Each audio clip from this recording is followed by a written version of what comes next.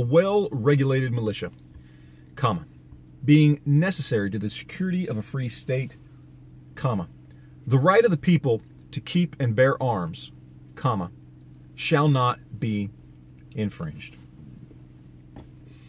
Now, I personally feel that's a very, very simple and elegant statement, something that should be very easy to understand, yet for so many people in this country, it's such a focal point for debate, for ire, for detest.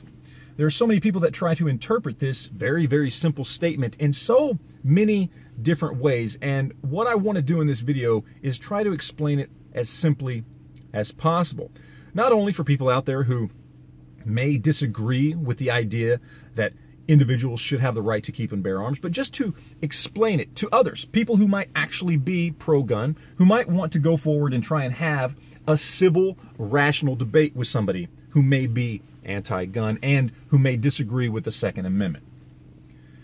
Now, first and foremost, we have to discuss this idea of what the militia means and how people who are anti-gun use the term militia, because we hear so often that, well, originally the Second Amendment was only meant for people who were in the militia, and today we have the military, we have police, we have the National Guard, and they are basically the militia. They do what the militia used to do, so therefore they're the ones that have the right to keep and bear arms, not anybody else.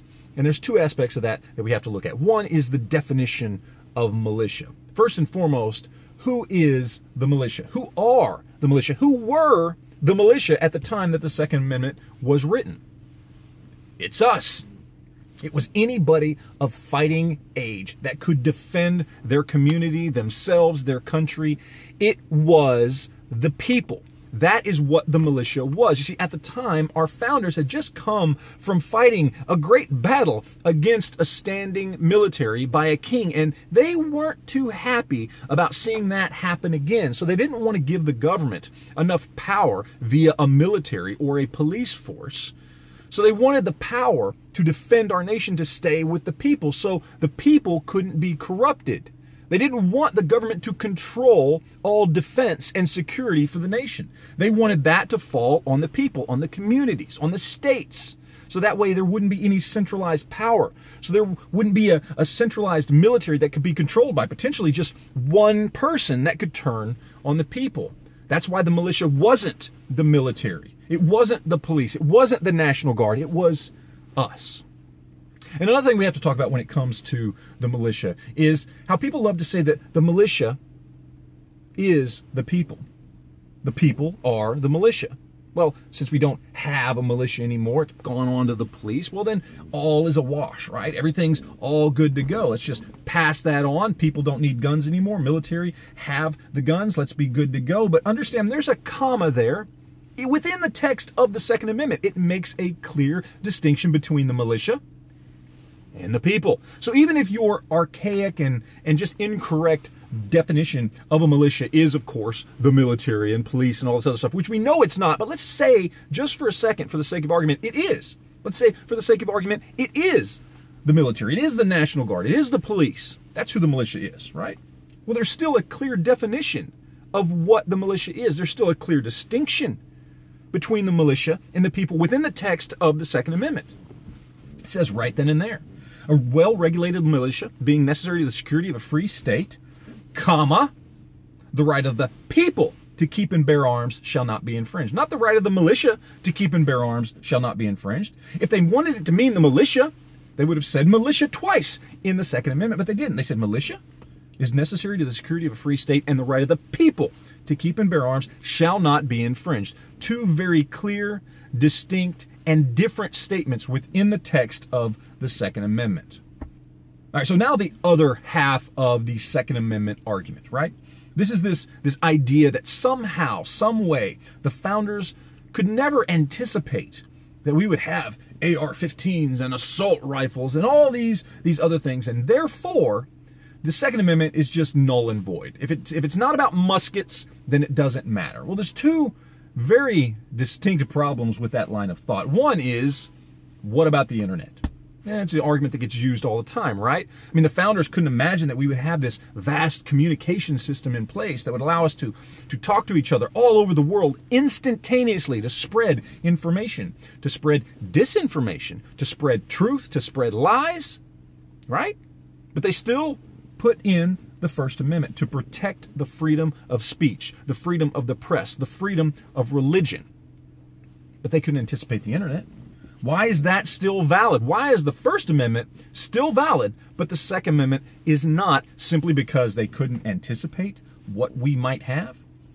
Now let's talk about the other half of this, what the founders could or could not see and predict of what we would or wouldn't have as firearms, okay? The other half of this is the term arms and what arms itself means and how far back this term goes, because it doesn't say the right of the people to keep and bear firearms shall not be infringed. It says the right of the people to keep and bear arms shall not be infringed. That's the text. Did they know what arms meant? Did they just assume that when they used the term arms that it would just be known that they meant firearms? No, they didn't. You have to understand, the founding of this country happened at a pivotal point in time when it comes to defensive or offensive weapons.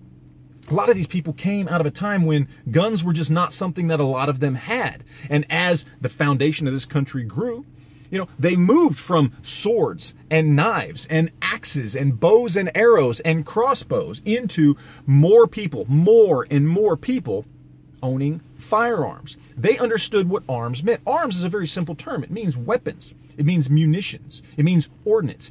It's a very common term that goes back thousands and thousands of years that refers to any sort of handheld weapon that your average individual person or soldier could carry. That is what an arm is, and that's all it is. And they use that term because they understood that weapons evolve over time. They didn't want to say firearms because for all they knew, firearms at some point would become extinct and obsolete. And if they put that in the Second Amendment, well, then people would only be allowed to have something that is extinct and obsolete, and they didn't want that. The whole point of the Second Amendment was to defend the people against any and all forms of tyranny, whether that is your government, a foreign nation, or a criminal that's trying to do harm to you or somebody you love. They wanted us, the people, all of us, regardless of how you vote, regardless of who you like politically speaking, regardless of which way you lean. They wanted all of us to have the ability to protect ourselves from any and all forms of tyranny. That is what the Second Amendment is all about. And if you read it clearly, if you open your mind to truth and understand what militia means, what the people means, understand the commas that are placed in this very, very simple text, and understand the definition of an arm. If you do all these things, if you put all these things together, you come to understand exactly what the Second Amendment means. To keep and bear arms. That right is the people's right, our right, and it shall not be infringed.